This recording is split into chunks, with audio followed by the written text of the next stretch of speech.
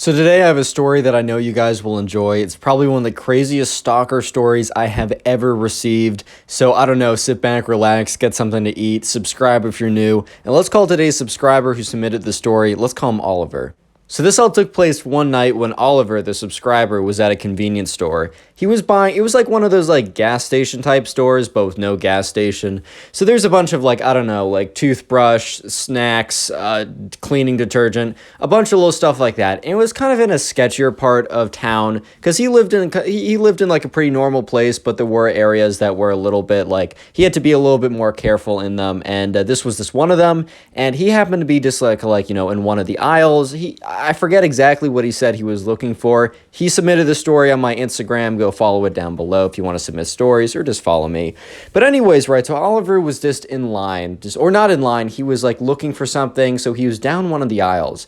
And he makes eye contact with this guy. And this guy has this like kind of like this scruffy beard. He's wearing this like trench coat. He's got these big boots on. He's wearing like mostly black or dark colors. And that's not necessarily a bad thing. I'm just trying to describe him. And the thing was, though, when he made eye contact, this guy stared at him and gave him this big, long stare. And after the big, long stare, it felt like an eternity, but was probably like 1 or 2 seconds, he gave him this kind of weird smile, this weird grin. And immediately, Oliver just felt super creeped out, like the fight or flight activated immediately. And whatever Oliver was there to get, he just was not having it. So he just walked out of that aisle. However, he did have something in his hand that he was trying to purchase. So he stands in line at the cash register. And he's just like, all right, I got to get out of here. I just have a really bad feeling about this. And this is a great story just to tell you, man, trust your instincts, because those things have been like developing over thousands of years. And sometimes they can understand a bit more than you can. So Oliver's in line and he has this like, I don't know, detergent or I don't know, roast beef. I don't know what he got, right? And sure enough, Oliver is waiting in line, and he's super antsy, he's super nervous, and there's one guy in front of him. But the guy in front of him doesn't have a lot of stuff, so the person at the cash register kind of like, checks him out, gets all the stuff done, and the guy in front of him leaves. So immediately Oliver kind of like scoots up to the front, he puts his like one item that he has down, and, he goes into his wallet to take out his credit card. And that's when he just has this weird feeling, kind of like the fight or flight reaction that he felt earlier. He felt it again. And that's when he kind of looked to the side, because there's this kind of like metallic box type thing on the cash register, or maybe it was the cash register. All you got to know is there was something that was kind of reflective. Maybe it's a piece of plastic, maybe a piece of metal. There was something reflective on the counter, and he looked in the reflection, and sure enough, it was the guy. The guy got right behind him. I mean, the guy did have something in his hand, presumably, so he wasn't just like menacingly behind him, but he was kind of menacingly behind him, as you'll soon see. So Oliver tells himself, all right, well, obviously this guy, he just wants to get something right to eat, and that's why he's here, right? Or not to get something to eat, he just wants to check out an item, like that's why he's behind me in line. It's not a big deal. I'm just making this into something it's not. In retrospect, Oliver will realize that no, he's not making this a bigger deal than it actually is. So Oliver is kind of like looking around in his wallet. He's kind of freaking out a bit, and the guy behind the cash register is like, you can pay for this, right? And he's like, yeah. And the only reason the guy said that is because Oliver was taking such a long time digging through his wallet, because he was just thinking about 1,000 things when that guy stepped behind him. But sure enough, right, he whips out his credit card. He's like, all right, here we go, hands it over, and doesn't have to enter a PIN because it's that type of credit card. And he gets his thing, and he quickly power walks out of there. He's not about to sprint, because that looks really suspicious, but he briskly walks. And sure enough, right, the guy behind him does actually check something out, but it's like one item, because Oliver takes a quick look behind him, sees the menacing guy, who is still like staring at Oliver as he puts his one item on the cash register, right? And Oliver's like, all right, I just got to get out of here. So Oliver quickly kind of like power walks out of the store, kind of like transitions into a light jog as he's trying to find his car. And the terror and the panic starts to like overcome him, because he's starting to forget where he parked, right? And he's like, okay, this is not the place I want to forget where I parked. You know what I mean? So Oliver's just looking around. He's looking around, and finally he sees his car. But that moment of like, I don't know, like that great feeling when he found his car was almost immediately wiped out because he heard the door open from the convenience store and he quickly looked behind and it was the guy. And the guy walked out. And the guy was not sprinting towards him. That would have been absolutely terrifying. But the guy was like walking. And he wasn't just casually strolling. He was walking with intention. And what direction was he walking towards? He was walking towards Oliver. So Oliver in his head was like, all right now, so this guy is probably just parked next to me.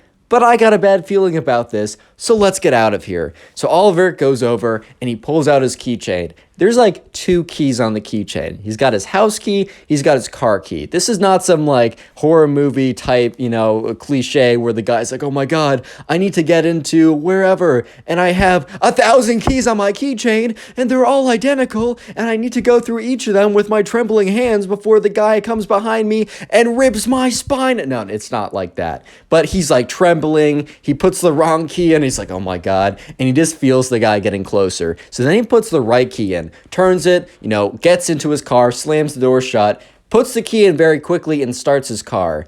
And, the guy behind him was approaching his car, but as soon as the car started, the guy started to float to the left. So he was still approaching, but he was now approaching diagonal. And so the guy was paying very close attention to Oliver's car, and Oliver decided okay, this is freaky, I gotta get out of here. So then he realizes that the guy kind of makes a much a much sharper turn, and he walks over to his car. So Oliver's pulling out, and this guy has a very distinctive bright red, or it's like a dark red car, but it's all red. You don't see a lot of completely red cars. You see a lot of black, blue, white, right? You don't see a lot of all red cars, so it's pretty distinctive. And so sure enough, right, Oliver kind of takes a mental note and Oliver pulls out of there. And he's just thinking to himself, all right, I'm home free. That was terrifying, man. I can't wait to just go back home, chill out, maybe watch some Netflix and just have a good time because whatever I just went through, I'm not trying to go through again. That was terrifying. And so Oliver is driving on one of these back roads. He's not on the highway or anything because he's just not on the highway.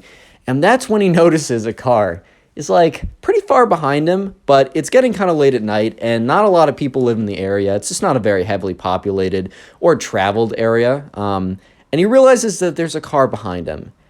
And the car is distinctively red.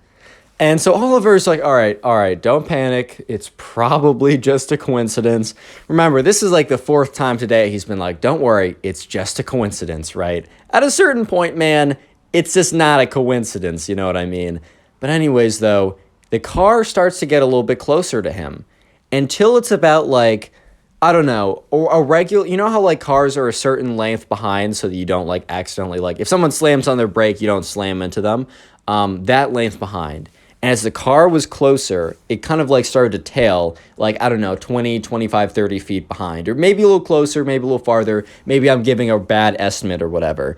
But that's when Oliver took a look at the car in his rearview mirror, and he's like, there's no doubt in my mind that that is the same car that the creepy guy got into. Real quick, comment stalker down below if you want a heart on your comment, as stalker is the secret word of the day. I normally give out my most hearts within the first hour or so of the video being up, so make sure notifications are turned on. If you want to support the channel even more than you're already doing by watching this far, which I appreciate it, watch another video after this one. In fact, go ahead and binge watch a bunch of videos, and if you do, please let me know in the comments so I can say thank you. Anyways, let's get back to the story as it's about to get pretty intense. All I'm gonna say, right? But sure enough, right, Oliver is just starting to sweat, man. He's starting to panic. Understandably. But sure enough, he's okay, this is bad. So he remembered that his mom told him a little trick, when he was just beginning to learn how to drive. And his mom told him that, all right, if you ever feel like you're being followed, either you're walking alone or you're driving or you just feel like you're being followed, a really good trick to know if someone just happens to be going to the exact same destination as you or just happen to be trailing behind you by accident, right? A really good trick to see if that's the case is if you make 4 right turns or 4 left turns. Basically, you're going in a circle, but it looks as if like you're just like turning or whatever. And if the person is still following you by the end of the time that you made the 4 right turns, I guess it'd be a square, but you know what I mean. If the person's still following you, then they are legit following you and you need to get out of there or find help. So sure enough, Oliver is like going down one of these side roads and he sees kind of like a neighborhood. And he's like, all right, I can definitely do one of these circle square type things in the neighborhood. So Oliver makes a right turn. He goes down and the red car, eventually also makes a right turn. Oliver then goes on to make another right turn, then another right turn, and then another right turn, basically putting him exactly where he was before. And after like 20, 30 seconds, he looks in his rear view mirror and the red car is still behind him. And he's just like, oh my God, okay, this is legit. No more coincidences, man. The crazy guy, the creepy guy from the gas station, whatever, convenience store, he's legitimately following me. This is terrifying. What am I going to do? So Oliver was like, all right, well, maybe I should call the cops, but they're going to take forever. I like at this point, what do I even say? I think this guy's following me. Like, what are they going to do? He said, maybe I can just lose him. So what Oliver ends up doing is he starts like he just starts going like, he just like puts on the gas. And I don't ever suggest you do this, especially in a more, I don't know, a more residential type area, but he just books it, right? He just goes crazy and he's going, boom. It kind of like, it's fast enough and it's so unexpected enough that the red car behind him is completely thrown off guard. But then that's when Oliver sees that the red car speeds up as well. But Oliver is like, no, I'm taking this advantage I just got and I'm going to use it for the best, right? So he's starting to make like turns. He goes around places, goes down side streets. Thankfully, he hits no dead ends. That would be terrifying. He's going quickly, speeds down, and then he pulls into like a parking lot and he turns off all the lights. And he's just like, oh my God, please, please, please. Because the red car was far enough behind him that, you know, the red car didn't see him pull in, he thought. So he sees it, right? He hears a car pulling up nearby the parking lot. And at this point, Oliver is just like face down. This was probably a bad call. He probably should have just like kept driving, called the police, and then showed up at the police station or found a place to meet up with them. But he's in the parking lot. He's just like crouching down or whatever. So Oliver has told me that this is probably the scariest moment of his life, besides it's going to happen later in the story, but you'll hear about that soon enough, right? Oliver is just in his car. He hears the red car pass him, and the red car keeps going. Oliver is so relieved, but he's not about to like turn on his car and start blasting celebration music like, yeah, screw this guy. Okay, he doesn't know yet, right? He's not 100% sure that he's got it yet. So he waits, the car is totally gone, and he gives it like 3 minutes. So supposedly the red car kept going straight, assuming that he kept going straight. And that's when Oliver's like, all right, I'm probably safe to go home. So Oliver does drive back to his house. He's completely like paranoid the entire way back, which is understandable. I mean, pretty scary experience just happened, right? And, sure enough, he drives back to his house. He pulls in, he goes to his front door. It's not like unlocked or the door's open and he's waiting inside or anything. So he opens up the door, locks it, deadbolts it, does like the double lock thing. He's like, I'm not taking any risks here. It could not be me. And so he kind of like goes into his bed, and his bed has a view to the driveway out front. And this is going to be an important detail in a second, unfortunately, man. But anyways, right? Oh man, this is where it gets weird. He's chilling, watching Netflix, watching YouTube, whatever. And remember, in his bedroom where he's just watching TV, he has a view of his driveway, and he hears a car kind of going like slowly down his street, and he really doesn't think anything of it. But since he's kind of like on edge, he kind of looks up. And oh my God, it is the worst sight of his life, because a car slows down near his house. A red car. And at this point, Oliver's done with saying like coincidence. No, this is no longer a coincidence. So immediately, Oliver actually whips out his phone and is about to dial 911, but he's just hesitant. He's like, what if this car passes by and I waste a call with them, right? I know it's like not a good thing to like call them randomly. And that's when the car stops at his house, kind of like stops in the street, backs up, and starts to pull into the driveway. And Oliver's like, all right, I'm done. So he gets on the phone. He's like, I need people at insert, his his address. I need people at my address like immediately. There's a creepy guy who followed me home. I'm 98% sure it's him. Even if it's not, I need people here. He might be armed and dangerous. I have no idea. I just need people here. And the 911 operator is like, okay, we actually have some officers nearby. They'll be there in literally like a minute or two or something. So the message gets relayed, and Oliver's just sitting in his room, petrified, staring at the red car. And the red car has the light, has like, the gas and the engine's going, not the gas, but the engine's going, and then the engine's turned off. And this guy steps out. And who do you think it was? Yup, it was the guy from the store earlier. And Oliver's like, I'm in a nightmare right now. This is like, is this how I die? Is this going on my gravestone? Creepy guy from gas station wants to end me? Like, are you serious? And yeah, I mean, he didn't think that. He wasn't like joking or anything. He was terrified. He's like, oh my God, like, what do I do? And he's looking around frantically. And the guy, I think the creepy guy didn't realize the police were coming, at least not at that moment. So he was kind of like casually kind of looking around, kind of like wandering, kind of like walking up. And that's when the creepy guy looks into the window. And that's, Oliver says, that was probably the scariest moment of his life, even though the earlier thing was then the car chase was the scariest moment of his life. This moment, half an hour later, replaced that as number one. But sure enough, right, the police sirens go. I think the police didn't want to have like a quiet entrance. They had a loud entrance. So the guy hears police sirens in the very distance, and he quickly jumps up, gets into his car, turns it on, and Oliver's like, oh, no, like, I can't have this guy roaming around. And unfortunately, right, guy gets into the car, backs up, and kind of like sprints out of there.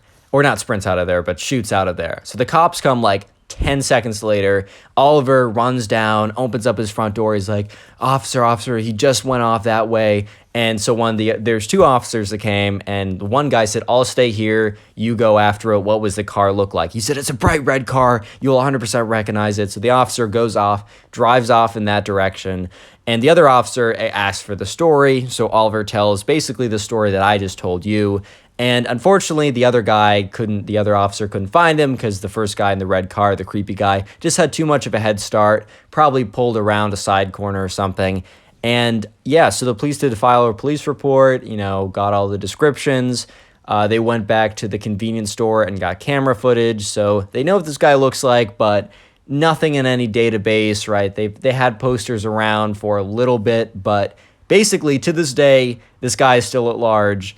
And Oliver is probably going to move pretty soon, as that's what he told me at least. But yeah, first time in a while I've shared kind of a creepy story, so leave a like if you enjoyed, and watch another video to support the channel. Click on the video on screen right now. I know you'll enjoy it. Just click it, do it.